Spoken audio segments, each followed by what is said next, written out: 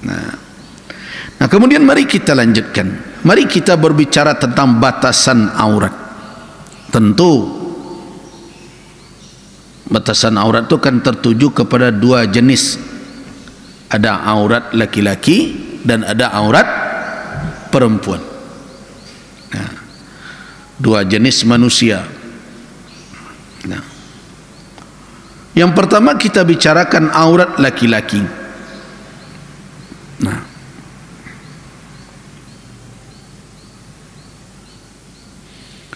para ulama di dalam menetapkan aurat laki-laki terbagi kepada 4 pandangan, 4 macam ketentuan. Yang pertama, ada yang membatasi aurat itu hanya pada qubul dan dubur, artinya pada aurat berat saja,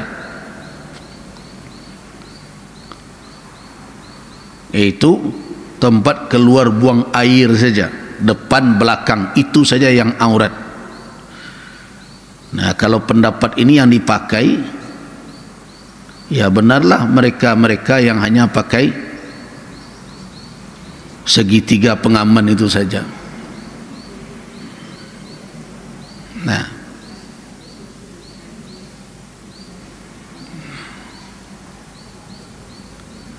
siapa yang berpendapat seperti itu? Nah, yaitu adalah Ibnu Hazmin dan Daud Al-Zahiri, termasuk Ibnu Abi Dhi'ab, bahwa yang dikatakan aurat adalah as-sawatan, hanyalah 2 bahagian vital itu saja. Yang lain anggota tubuh tidak termasuk aurat. Nah, bila demikian adanya, berarti berdasarkan pendapat itu paha laki-laki tidak termasuk aurat. Ini yang laki-laki ya, kita bicara dulu. Nah, apa yang menjadi dalil? Yang menjadi dalil adalah ayat dalam suratil A'raf tadi, di mana Adam alaihissalam ketika terlepas ya pakaian mereka,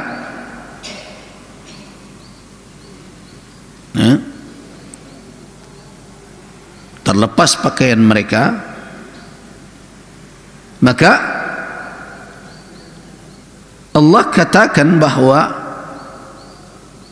yang membuat mereka menjadi malu adalah ketika 2 anggota tubuh mereka itulah yang tersingkap, yang akhirnya dalam ayat lain dikatakan bahwa mereka tafiqa, segera memetik dedaunan untuk menutupi 2 alat vital itu. Nah, karena itulah sawah itulah yang dimaksud sebagai aurat. Ini menurut pendapat yang pertama. Di luar dari itu tidak.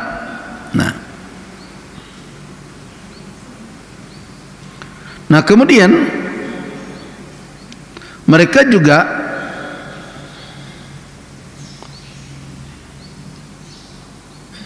berhujjah dengan hadis dari Anas ibni Malik di dalam riwayat Imam Al-Bukhari dan dinukilkan oleh Imam Ibnu Hazm dalam kitab Al-Muhalla, bahwa Anas ibni Malik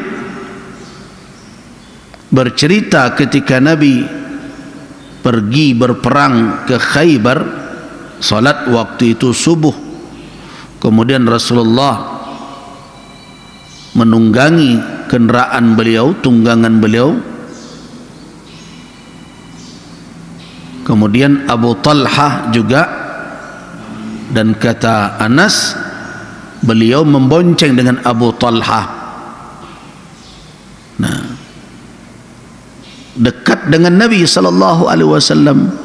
Ketika Nabi masuk ya di gang daerah Khaybar, nah, ketika itu karena sempit, maka lutut dari Anas bersentuhan dengan paha Nabi ya, karena jalan sempit ya. Nah, dan ketika itu selendang atau sarung Nabi itu menjadi melorot sehingga terlihat paha beliau. Nah, saya melihat putih bersihnya paha Nabi, kata Anas. Nah, ini jelas sebagai dalil, kata Ibnu Hazm, bahwa paha tidak termasuk aurat. Nah, cuma dia tidak jelaskan. Nabi SAW tidak sengaja menyingkapkannya. Ini kan lain persoalan sebenarnya. Ketika memahami hadis itu, dia cuma menangkap bahwa kain tersingkap. Ia bisa jadi kondisinya waktu itu bagaimana situasi dalam keadaan peperangan, karena masuk ke Zuqaq ya, masuk ke gang yang sempit, yang di sana bersentuhan, dan pakaian yang menutup paha Nabi, sarung beliau itu jadi lepas. Tidak sampai ke sana, tetapi dengan tersingkapnya langsung dia mengambil hukum bahwa paha tidak termasuk aurat. Nah juga dimaksud dengan hadis-hadis lain yang menunjukkan bahwa pernah pada suatu kali ketika Abu Dzar bertanya kepada Rasul sallallahu alaihi wasallam, nah Rasul menepuk paha Abu Dzar.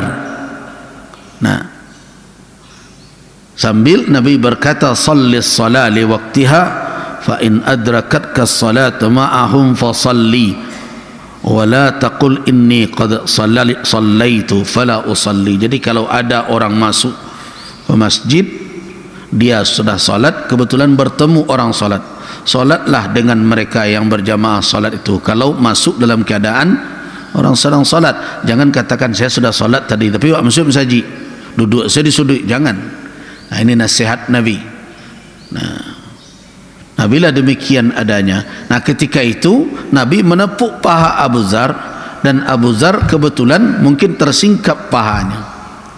Nah, kalau seandainya itu aurat, tentu Nabi SAW tidak menepuk paha.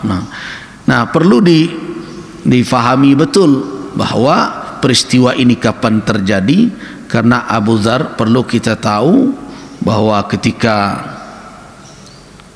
itu situasinya seperti apa, keadaannya bagaimana, apakah itu insidental atau sengaja begitu. Nah, itu yang menjadi catatan bagi para ulama atas pendapat yang pertama ini. Nah, karena itu jumhur ulama, mayoritas ulama menolak fatwa Ibnu Hazm dan Imam Daud Az-Zahiri ini. Kenapa? Karena kata jumhurul ulama, hadis-hadis yang disebutkan tadi itu tidak bisa naik bertentangan atau menolak hadis-hadis yang menjelaskan tentang aurat. Kenapa? Yang pertama, itu kan bukan pernyataan, tetapi adalah hikayat tentang suatu perbuatan atau peristiwa. Di perbuatan itu banyak kemungkinan. Makanya di dalam orang mengambil hukum, Bapak dan Ibu, kalau ada qaul, pernyataan dengan perbuatan, maka pernyataan lebih didahulukan apabila terjadi pertentangan. Kenapa? Karena perbuatan itu banyak kemungkinan. Ya, contoh saja, seseorang dihidangkan makanan, dia tidak makan, itu jangan otomatis mengatakan, oh tidak makan itu tanda makanan itu terlarang. Belum tentu. Bisa jadi nyolah makan tadi, perutnya kenyang. Bisa jadi nyolah sedang makan gulo-gulo yang lain, tu nak bisanya makan itu. Di banyak kemungkinan. Itu makanya para ulama di dalam teori menetapkan hukum, kalau ada perkataan dengan perbuatan sepertinya bertolak belakang, mana yang didahulukan kalau akan diambil mana yang rajih dari keduanya, maka diambil yang pernyataan. Apa contoh? Saya ambil contoh. Ini bapak dan ibu kan sudah banyak yang pergi haji umrah. Nabi SAW mengatakan bahwa as-salatu fil masjidil haram, salat di masjidil haram itu lebih afdal 100.000 kali lipat kan dibandingkan dengan masjid lain. Itu pernyataan. Tapi di dalam perbuatannya Nabi SAW ketika beliau berhaji, beliau selesai sa'i dan sahabat bertahallul, beliau tidak karena mengambil qiran, kemudian beliau meninggalkan area tawaf Masjidil Haram yang sekarang itu, berkemah di daerah yang disebut dengan Abtah, sekarang Ma'abdah namanya, arah Ma'la. Nah, kemudian diriwayatkan bahwa Nabi SAW tidak mendekati Masjidil Haram. Jadi Nabi tidak ada bolak-balik ke Masjidil Haram untuk salat seperti yang sekarang dilakukan oleh jamaah haji, sehingga terpaksa pula disediakan mobil, namanya mobil salawat gitu.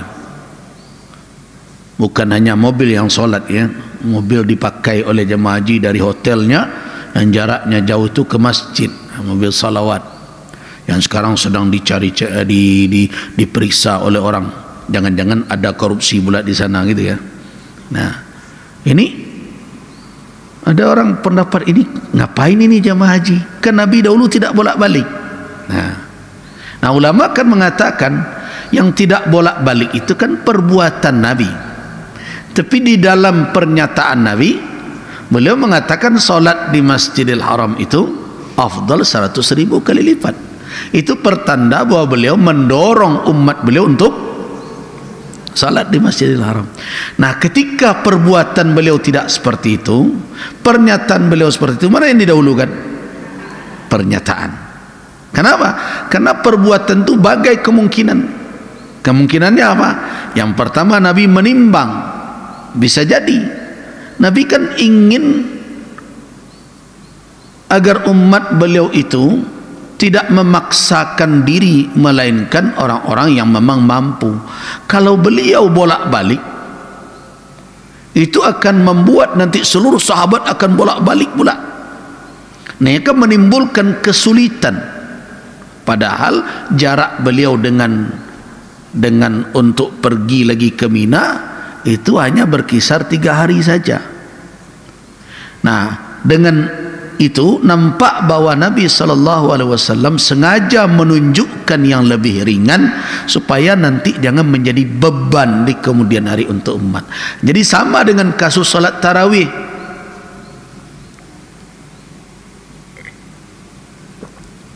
Nabi SAW menyatakan bahwa qiyam Ramadan itu kalau dilakukan dengan iman dan penuh harap imbalan dari Allah, maka akan menjadi alasan Allah mengampuni dosa yang lalu, kan begitu. Tetapi di dalam prakteknya beliau hanya melakukan tarawih, yang kita kenal tarawih dahulu qiyam Ramadan namanya di masa Nabi, itu hanya 3 malam saja. Itu tidak menunjukkan bahwa qiyam Ramadan lebih dari 3 malam itu adalah suatu yang terlarang berdasarkan kepada perbuatan Nabi. Jadi perbuatan Nabi apabila berhadapan dengan perkataan beliau, selama perkataan itu sharih, jelas, terang, maka pada waktu itu perbuatan itu dikebelakangkan, maka pernyataannya lah didahulukan. Nah, begitu teorinya. Kenapa? Karena perbuatan berbagai kemungkinannya. Nah, sesuatu yang banyak kemungkinan dengan yang tidak punya kemungkinan melainkan satu, tentu lebih didahulukan yang kemungkinannya sedikit. Nah, begitu juga ketika tersingkap Nabi tidak pernah mengatakan paha itu tidak aurat. Yang ada adalah dalil-dalil yang menunjukkan bahwa antara pusar dengan lutut adalah aurat. Itu qaul, perkataan, pernyataan Nabi. Sedangkan pernah tersingkap, tentu ada kemungkinan seperti tadi di Khaybar, orang di atas kendaraan jalan sempit tersingkap ketika itu, mungkin tangan beliau sedang megang kekang unta, kondisi tidak memungkinkan, ya tersingkap. Itu tidak bisa jadi tidak sengaja, atau sengaja tapi tidak bisa secepatnya untuk ditutupi. Jadi ada kemungkinan-kemungkinan. Nah, termasuk juga dengan Abu Dzar Al-Ghifari dan lain-lain. Jadi karena itu riwayat-riwayat yang dinukilkan oleh Ibnu Hazm Al-Andalusi, yang dinukilkan di dalam kitab Al-Muhalla itu hikayatu fi'lin. Nah, adalah hikayat tentang perbuatan. Sedangkan yang disampaikan oleh ulama lain itu adalah pernyataan Nabi melalui hadis qauli. Nah, bila demikian adanya, al-qaul arjah minal fi'il. Begitu kaedahnya. Perkataan itu lebih kuat dibandingkan dengan perbuatan, karena adanya kemungkinan perbuatan yang banyak. Mungkin ini, mungkin itu. Nah, kemudian jelas bahwa hadis-hadis qaul adalah hadis-hadis yang sahih. Nah, kemudian berikutnya hadis yang dinukilkan dalam riwayat Imam Muslim bahwa antara fakhaz was-saq, nah, antara paha dengan betis laki-laki itu bukanlah aurat. Secara ijma' terjadi taraddud, jadi tidak satu ketentuan di dalam berbagai riwayat. Nah, karena itu secara ringkas bisa kita katakan bahwa pendapat yang mengatakan bahwa aurat hanya sebatas qubul dan dubur, hanya sekedar aurat besar, ya, aurat berat yang kita sebut itu tidaklah beralasan, tidak bisa dijadikan sebagai pegangan karena hujahnya tidaklah kuat. Nah, itu pendapat pertama tertolak berarti. Ini untuk laki-laki. Sedangkan pendapat yang kedua adalah mazhab Hanafi yang berpandangan bahwa auratul rajuli ma baina surrati ila rukbah was surrah laisatil aurah bi khilafir rukbah.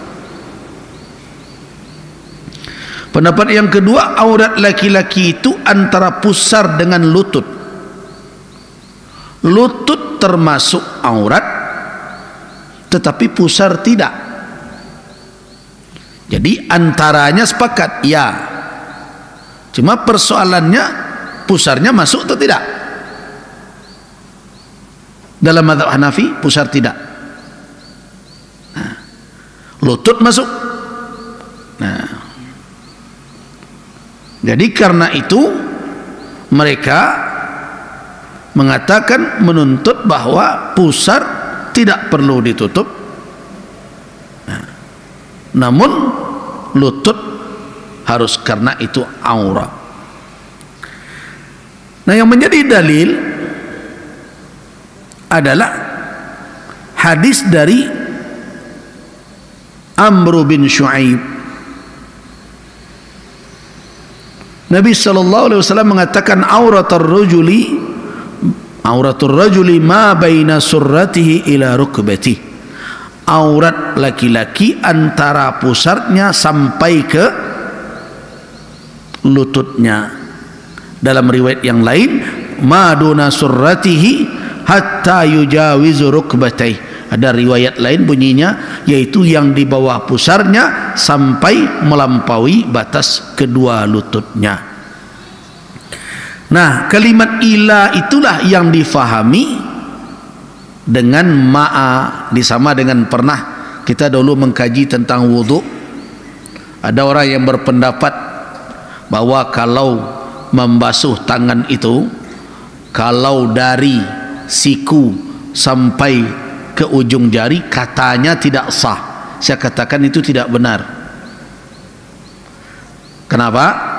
Karena ketika kita membaca ayat faghsilu aydiyakum ilal marafiqi itu, ila itu tidak otomatis maknanya ghayah. Artinya tidak bisa hanya terjemahannya atau tafsirannya basuhlah tanganmu dari ujung jarimu sampai ke mata sikumu. Karena makna ila itu ada maknanya bersamaan, ma'an. Ya. So kalau diartikan sampai ila semua, nanti beresiko ketika kita berbicara tentang harta anak yatim pakai ila juga. Nah, jangan engkau makan harta mereka ila amwalikum, ya kan? Jangan engkau makan harta anak yatim. Kita kan kemarin ini sudah bicarakan dalam tafsir sampai harta kamu. Kalau diartakan sampai berarti harta anak yatim itu habiskan dulu, jangan sampai harta awak lo entah makan. Begitu jadinya. Nah karena itu makna ila di situ kata ulama itu ma'a. Jangan kamu memakan harta mereka bersamaan dengan kamu makan harta kamu.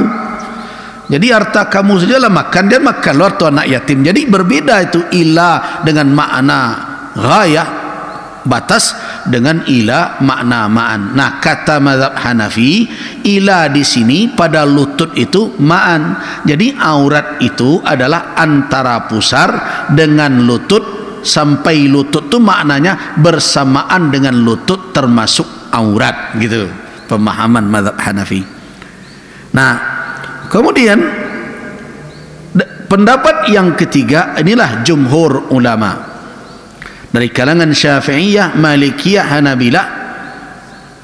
Dalam pendapat yang kuat di kalangan mazhab Hambali, aurat laki-laki itu adalah maduna surratihi ila rukbatai, antara pusar dengan lututnya. Pusar dan lutut tidak termasuk aurat. Nah, itu yang masyhur selama ini. Nah, jadi aurat laki-laki antara pusar dan lutut, tapi pusar dan lutut tidak termasuk. Tetapi aneh, ujungnya apa? Walakin yajibu satrul juz'il mulasiq. Walaupun lutut dan pusar tidak aurat, namun wajib menutupnya karena dia bersambung langsung dengan aurat.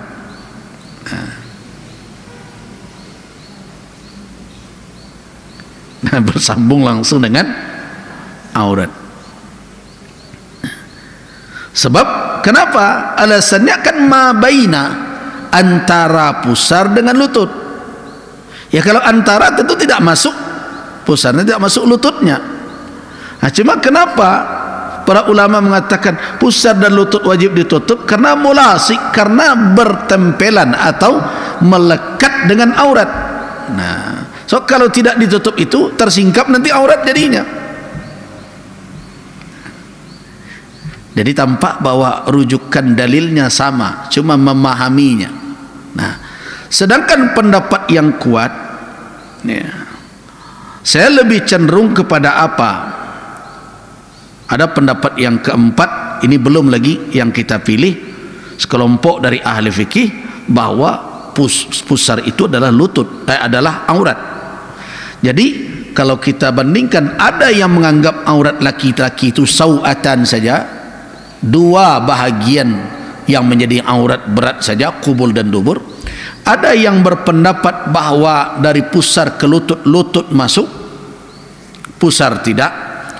Ada yang berpendapat jumhur antara pusar dengan lutut, pusar tidak masuk, lutut tidak masuk, hanya antara itu yang aurat. Tetapi lutut dan pusar sebaiknya wajib juga ditutup karena bahagian yang melekat dengan aurat yang berdampingan. Dan ada pendapat dari sekelompok ahli fikih yang mengatakan bahwa pusar dan lutut antara itu, tetapi pusarnya yang aurat, lututnya tidak. Nah, jadi begitu cara memahami. Nah, sedangkan pendapat yang kuat, apabila ada dua dalil yang menunjukkan kebolehan, yang satu dalil menjangkau pengharamannya, yang jelas tadi di dalam jumhur pendapat keseluruhan ulama di luar dari mazhab zahiri, antara pusar dan lutut sepakat aurat, ya kan? Mazhab Hanafi, mazhab Maliki, mazhab Syafi'i, mazhab Hambali bersepakat ijma' 4 mazhab ini bahwa antara pusar dan lutut aurat. Zahiri tidak masuk. Jadi ijma' mazhab yang 4 antara pusar dan lutut aurat bagi laki-laki. Bagi laki-laki ya, dengan dibawakan ke ibu-ibu dulu. Nanti kita bahas khusus yang wanita. Nah, sedangkan yang berbeda pendapat itu adalah perkara pusar dan lututnya. Kalau antaranya sepakat. Ada yang mengatakan pusarnya tidak aurat, lututnya aurat. Ada yang mengatakan pusar aurat, lutut tidak aurat. Nah, berarti dalam dua anggota tubuh tadi, yaitu pusar dan lutut, terjadi ikhtilaf. Nah, kalau ada dalil yang mungkin menjangkau itu aurat, berarti dilarang disingkap, berarti pengharaman. Dan ada dalil yang memungkinkan itu boleh disingkap, mana yang lebih kuat? Nah, apabila antara halal dan haram berhadapan dalam satu objek, maka yang dimenangkan adalah yang haram sebagai kehati-hatian. Nah, itu banyak kaedah seperti itu. Misalnya onde-onde samandai, sama-sama hijau, ada cik kudo di tangannya cik, tapi tak tahu nan manyo pinya cieknya, kira-kira begitulah, supaya sederhana kita memahami. Mana rencak kadimakan dipilih dalam keadaan ragu seperti itu, atau ndak usah salah makan cari selain lain. Nah, begitu kaedah yang banyak. Ada contoh lain. Bapak dan ibu tahu enggak kenapa alasannya ulama dahulu tidak menggugat nikah sesuku? Salah satunya adalah subhat radha'ah, subhat sepersusuan. Di dahulu kalau orang masih menghuni rumah gadang yang 9 ruang, ya kalau pergi ke daerah Solok Selatan bukan 9 lagi, ada yang sekian puluh ruangnya ya. Nah, itu yang tinggal di sana, yang jelas satu rumah tangga itu hanya menghuni satu kamar, namanya rumah panjang begitu. Dan kalau dia 20 kamar, 30 kamar, maka bisa huninya 30 keluarga, orang yang berada dari yang keturunan satu nenek misalnya. Nah, kan kemungkinan besar, bahkan sering terjadi pada saya pribadi juga terjadi itu. Nah, antara wanita yang satu dengan yang lain beriringan masa melahirkan. Nah, beriringan. Nah, dahulu kan wanita begitu aman saja kalau suaminya pergi ke sawah, dia mengantar nasi. Dia punya anak kecil. Nah, biasanya dititip itu pada saudara yang lain. Dangan-dangan anak ambo kok menangi yo. Nah, yang diminta titip ini, nitipnya sudah melahirkan pula. Nih kalau pergi dia mengantarkan nasi ke suaminya, terdengar anak yang di kamar satu menangis, ya dia ambil saja, dia susukan. Itu makanya ulama dulu tidak mau merombak. Kenapa? Pantangan, bukan keharaman ya, pantangan menikah sesuku itu tidak dirusak oleh ulama. Kenapa? Ada subhat radha'ah, ada subhat sepersusuan. Nah, saya terjadi pada diri saya betul pribadi. Saya kan punya emak, saya kan kembar berdua. Emak ambo Marlini almarhumah, kembarannya Marlina sudah meninggal juga almarhumah. Kemudian ada kakak beliau Mariana. Nah, Itu waktu itu juga berdekat-dekatan karena kami jaraknya setahun-tahun saja. Anak uwo saya almarhum itu lebih dulu, kira-kira beberapa bulan setelah itu saya lahir. Kemudian ada anak cucu saya masih hidup sekarang. Nah itu sama, jadi sama menyusui ini bertiga. Orang tua saya pergi, bapak saya itu dulu menumbuk benan sepeda dari awal. Kerjaannya itu susah sekali hidup. Jadi tapi di jorong sebelah. Jadi pagi-pagi mama datang, kadang pergi. Nah kemudian saya ditinggal di tempat saya lahir di jorong sebelah itu, di Gua Tinggi namanya. Nah di situ kalau saya menangis kadang-kadang menyusu, ya disusukan oleh ucu gitu. Jadi saya sepersusuan dengan anak beliau itu. Nah itu terjadi dahulu. Nah jadi sekarang berbicara tentang haram dan halal. Kalau ada orang mau pulang ke suatu jorong, suatu dusun lah, dia tahu bahwa dia situ dia pernah dahulu menyusu ke seorang ibu, tapi dia lupa mana ibu itu. Tapi dia yakin dia pernah, dia tidak tahu. Dan ibu itu punya anak gadis pula yang sebaya dengan dia. Nah ini contoh ini sering dikemukakan oleh ahli fikih. Nah kemudian dia ingin menikah dengan gadis dusun itu, tetapi dia tidak tahu mana yang saudara sepersusuan, yang mana yang tidak. Nah di antara ulama yang mengatakan kalau tidak bisa dia tentukan mana yang sepersusuan dengan dia, mana yang tidak, maka yang terbaik adalah dia hindari seluruh anak gadis satu dusun itu, karena ada kemungkinan haram dan halal. Lebih dikuatkan yang mana? Yang keharamannya. Nah berdasarkan itu kesimpulan kajian kita, mana yang lebih kuat? Yang lebih kuat adalah pendapat yang mengatakan demi kehati-hatian tadi, apalagi jumhur juga mengatakan disuruh menutup lutut dan pusar. Saya termasuk yang berpendapat bahwa aurat laki-laki itu antara pusar dengan lututnya, termasuk pusar dan lututnya itu. Jadi antara pusar dan lutut termasuk pusar dan lututnya adalah aurat. Nah, jadi aurat laki-laki yang harus ditutup di hadapan orang yang tidak halal memandangnya adalah pusar sampai lututnya. Artinya pusarnya tertutup terus ke bawah sampai ke lututnya tertutup, dan itulah aurat laki-laki.